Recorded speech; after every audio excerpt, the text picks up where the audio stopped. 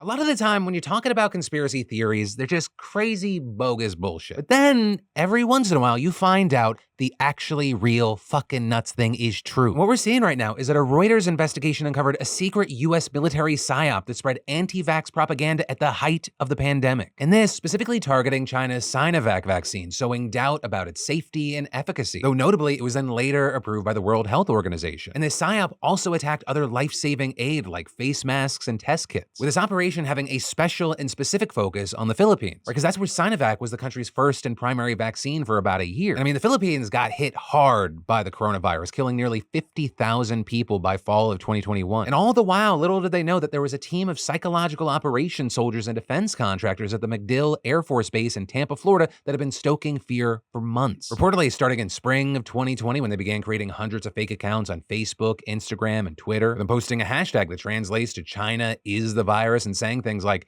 COVID came from China and the vaccine also came from China. Don't trust China. As well as from China, PPE, face mask, vaccine, fake. But the coronavirus is real. So altogether, we saw these accounts gathering tens of thousands of followers, and this in a country that was already vulnerable to anti-vax nonsense. With one official saying public concern about a dengue fever vaccine in 2016 led to broad skepticism toward inoculations overall. But reportedly, the Pentagon's propaganda didn't stop just in the Philippines or even in Southeast Asia for that matter, saying in the summer it actually reached across Central Asia and the Middle East, undermining trust in both Chinese and Russian vaccines. With a post there preying on Muslims' faith by claiming that the vaccines contained pork gelatin, and that notably even though Sinovac said that was not true. And with this, they created crazy images like a pig made out of syringes or a Chinese flag as a curtain separating Muslim women in hijabs and pigs stuck with needles. But then also with this, after Biden arrived in the Oval Office, Facebook alerted his new national security officials that the military had ignored its request to stop spreading anti-vax misinformation, with one senior official telling Reuters that they were shocked and the National Security Council terminated the program by the spring. Though for one reason or another, Reuters still found posts continuing as late as the summer, by which time the Philippines had one of the worst vaccination rates in Southeast Asia, with only around 2 million out of the 114 million people getting the shot. And notably, this could have actually weakened trust in US vaccines as well, because research has shown that when people become skeptical towards one vaccine, they often become skeptical about others as well. And ironically enough, we've known that for a long time, thanks to the CIA, because the agency used a fake hepatitis vaccination program in Pakistan to hunt for bin Laden. And after that operation was discovered, it led to attacks on a real vaccination campaign for polio. Now, while secret ops like this, they're usually associated with the Cold War. But notably, after 9/11, you have former officials telling Reuters that the Pentagon actually began doing the kind of psyops previously associated only with the CIA, setting up front news outlets, paying off prominent local figures, and funding television soap operas to turn public opinion against militant groups. With then, by 2010, the military bringing its operations to social media. And notably, after Russia's internet troll farms and hackers tried to fuck with the 2016 election, calls for America to fight back against its adversaries grew louder. So among the things we saw is in 2019, Trump authorized the CIA to launch a secret campaign on Chinese social media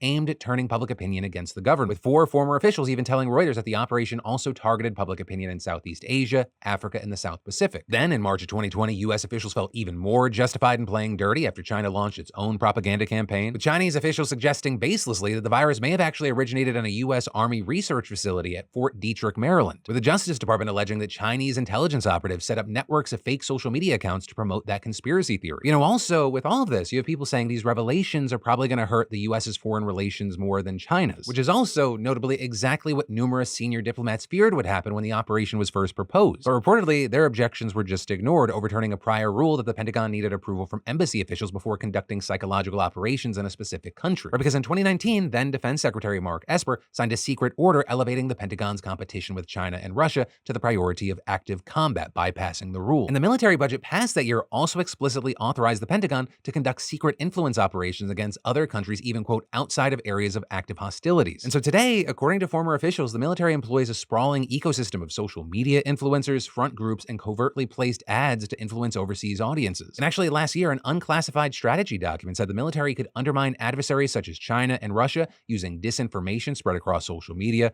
false narratives disguised as news, and similar subversive activities to weaken societal trust by undermining the foundations of government. But then finally, one of the biggest things to come from all this is that General Dynamics IT, right, the same contractor that did the Anti-vax Psyop, they won a $493 million contract in February to continue providing secret influence services for the military.